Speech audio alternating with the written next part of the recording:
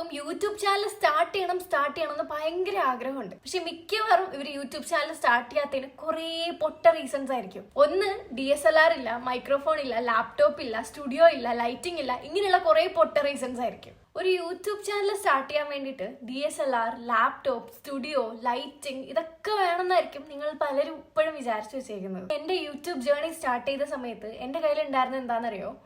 ഈ ഒരു ഫോണായിരുന്നു ഞാൻ യൂസ് ചെയ്തുകൊണ്ടിരുന്നത്. പക്ഷെ ഈ ഒരു ആൻഡ്രോയിഡ് ഫോണിന്റെ ക്യാമറ എന്ന് പറയുമ്പോഴത്തേക്കും കുറച്ച് നല്ല ബെറ്റർ ക്യാമറ ആയിരുന്നു. പക്ഷേ as we compare to iPhone അത്രയൊന്നും വരില്ല. പക്ഷെ എന്നാലും ഒരു വീഡിയോ എടുക്കാൻ സ്റ്റാർട്ടിങ്ങിനൊക്കെ യൂസ് ചെയ്യാൻ പറ്റിയ ഒരു ഫോൺ തന്നെയായിരുന്നു ഇത്. ഇനി ഇപ്പൊ എന്റെ കയ്യിലുള്ളത് എന്തൊക്കെയാണെന്ന് ഞാൻ പറഞ്ഞുതരാം. ഇപ്പൊ എന്റെ കയ്യിലുള്ളത് ഈ ഒരു ഐഫോണും ഈ ഒരു ട്രൈപോഡും മാത്രമാണ്. ഒരു ട്രൈപോഡിൽ പോലും റിംഗ് ലൈറ്റ് വരുന്നില്ല, ആൻഡ് ഓൾസോ എന്റെ കയ്യിലൊരു മൈക്ക് പോലും ഇല്ല എന്നുള്ളതാണ് സത്യം. ഈ രണ്ട് ഐറ്റം, അതായത് എന്റെ ഈ ഒരു ഐഫോണും ഈ ഒരു ട്രൈപോഡും മാത്രം യൂസ് ചെയ്തിട്ടാണ് ഞാൻ എന്റെ കണ്ടന്റ് മുഴുവൻ ക്രിയേറ്റ് ചെയ്യുന്നത്. ഞാൻ ഇപ്പൊ യൂസ് ചെയ്യുന്ന ട്രൈപോഡ് പോലും ഈ 2-3 മാസം മുമ്പ് വാങ്ങിച്ചതാണ്. അതിന് മുന്നേ വരെയും ഞാനും ഈ ഫോണും മാത്രമേ ഉണ്ടായിരുന്നുള്ളൂ. ആദ്യം തന്നെ നിങ്ങൾക്ക് തന്നെ ഒരു ഗോൾ കൊടുക്കുക. അതായത് എനിക്ക് ഇത്രയും സബ്സ്ക്രൈബേഴ്സ് ആവുന്ന സമയത്ത് ഞാൻ ഒരു ഐഫോൺ വാങ്ങും, അല്ലെങ്കിൽ എനിക്കൊരു 50K സബ്സ്ക്രൈബർ, ഒരു 10K സബ്സ്ക്രൈബർ ആകുമ്പോൾ ഞാൻ എനിക്കൊരു ട്രൈപോഡ് വാങ്ങും. കുറച്ചുകൂടെ കഴിയുമ്പോൾ കുറച്ചുകൂടെ സബ്സ്ക്രൈബേഴ്സ് കയറുന്ന സമയത്ത് ഞാൻ എനിക്കൊരു റിംഗ് ലൈറ്റ് വാങ്ങും. അങ്ങനെ നിങ്ങൾ ഓരോ ഗോൾ അച്ചീവ് ചെയ്യുമ്പോഴും നിങ്ങൾക്ക് തന്നെ you have to give something. നിങ്ങൾക്ക് ഒരു ഗോൾ അച്ചീവിംഗ് മെത്തേഡ് വഴി ഓരോ എക്യുപ്മെന്റ്സ് പർച്ചേസ് ചെയ്യുന്നതായിരിക്കും ബെറ്റർ.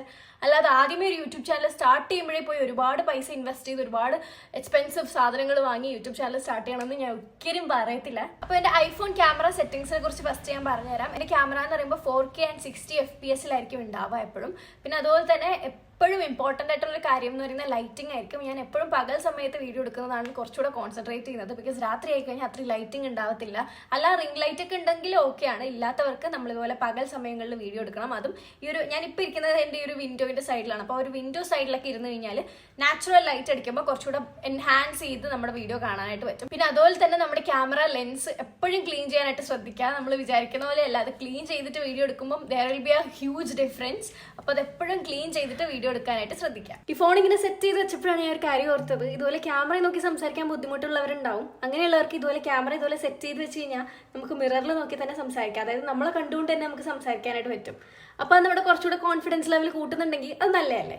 അപ്പൊ ഇങ്ങനെ നമുക്ക് സെറ്റ് ചെയ്തായിട്ടും സംസാരിക്കാനായിട്ട് പറ്റും കേട്ടോ. ഇനി ശ്രദ്ധിക്കേണ്ട ഒരു കാര്യം എന്ന് പറയുന്നത്, നമ്മുടെ ബാക്ക്ഗ്രൗണ്ട് ഒരുപാട് ക്ലട്ടേഴ്സ് ഒന്നും ഇല്ലാത്ത രീതിയിലായി കഴിഞ്ഞാൽ കുറച്ചുകൂടെ നല്ലതായിരിക്കും.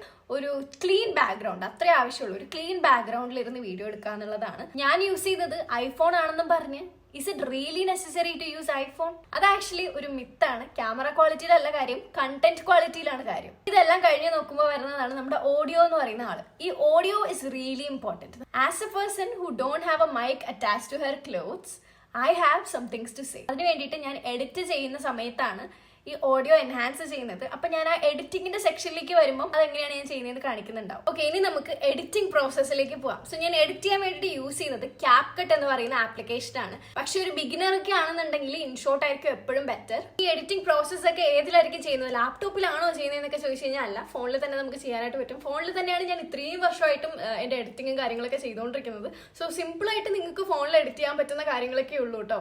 അപ്പൊ ഞാൻ ജസ്റ്റ് നിങ്ങൾക്ക് എങ്ങനെയാണെന്ന് കാണിച്ചു തരാം. അപ്പോൾ എൻ്റെ കയ്യിൽ ഇപ്പോൾ ഉള്ളത് CapCut എന്ന് പറയുന്ന ആപ്ലിക്കേഷനാണ്. അതിൽ ജസ്റ്റ് എങ്ങനെയൊക്കെയാണ് കാര്യങ്ങളൊന്ന് കാണിച്ചു തരാം. ക്ലിപ്പ് സ്പ്ലിറ്റ് ചെയ്യാൻ പറ്റും നമുക്ക്, അതുപോലെ തന്നെ ക്ലിപ്പ് ഡിലീറ്റ് ചെയ്യാൻ പറ്റും. ഇതൊക്കെ കുറച്ച് ബേസിക് ആയിട്ടുള്ള കാര്യങ്ങളാണ്. ഞാൻ ജസ്റ്റ് ഓടിച്ചിട്ട് കാണിക്കാം കേട്ടോ. പിന്നെ സ്പീഡ് നമുക്ക് അഡ്ജസ്റ്റ് ചെയ്യാനുള്ള ഓപ്ഷൻസ് ഒക്കെ ഇതിൽ അവൈലബിൾ ആണ്.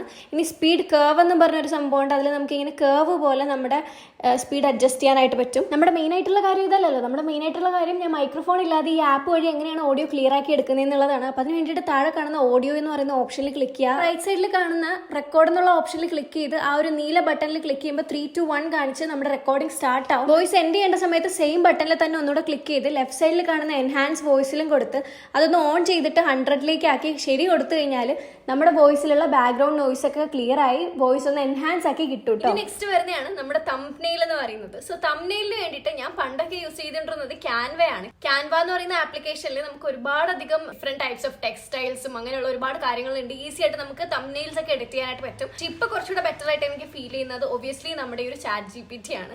ChatGPTക്ക് നമ്മൾ 2-3 ഫോട്ടോസ് എടുത്ത് അങ്ങോട്ട് അയച്ചു കൊടുത്തിട്ട് അത് വെച്ചിട്ട് നമ്മുടെ ടൈറ്റിലും കൂടെ പറഞ്ഞു കൊടുത്താൽ ChatGPT നല്ല അടിപൊളിയായിട്ട് തംബ്നെയിൽസ് ഉണ്ടാക്കി തരും. തംബ്നെയിൽ നമ്മൾ ഇടുന്ന സമയത്ത് ശ്രദ്ധിക്കേണ്ട ഒരു കാര്യം എന്താണെന്ന് വെച്ച് കഴിഞ്ഞാൽ ഓഡിയൻസിന്റെ അറ്റൻഷൻ ക്യാച്ച് ചെയ്യുന്ന രീതിയിൽ തന്നെ ആയിരിക്കണം തംബ്നെയിൽ ഉണ്ടാവുക.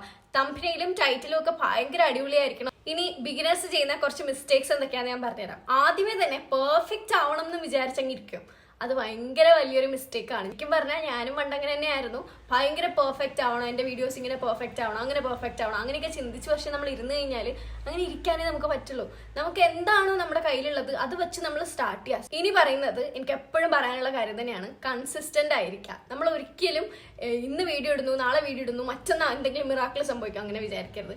എല്ലാ ദിവസവും വീഡിയോ ഇട്ടുകൊണ്ടിരിക്കുക. എന്തെങ്കിലും ഒരു ദിവസം നിങ്ങൾ ഈ പറയുന്ന മിറാക്കിൾ സംഭവിക്കും. സോ അതുകൊണ്ട് കൺസിസ്റ്റന്റ് ആയിട്ട് വീഡിയോ ഇട്ടുകൊണ്ടിരിക്കുക. നിങ്ങളുടെ കയ്യിൽ ഇപ്പോൾ ഒരു ഫോൺ ഉണ്ടെന്നുണ്ടെങ്കിൽ ഇന്ന് തന്നെ വീഡിയോ ഇടാനായിട്ട് ശ്രമിക്കുക.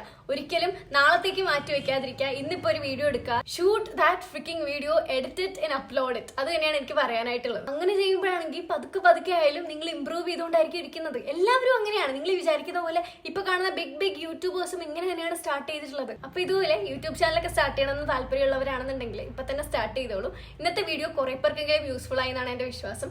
യൂസ്ഫുൾ ആയിട്ടുണ്ടെങ്കിൽ ജസ്റ്റ് ഒന്ന് ലൈക്ക് ചെയ്യുക, കമന്റ് ചെയ്യുക. അതുപോലെ തന്നെ ഈ ഒരു ചാനൽ സബ്സ്ക്രൈബ് ചെയ്ത് വെച്ച് കഴിഞ്ഞാൽ നിങ്ങൾക്ക് ഇതുപോലത്തെ കുറെ വീഡിയോസ് ഇനിയും കിട്ടുന്നുണ്ടാവും. അപ്പോൾ ഓക്കെ, ബൈ.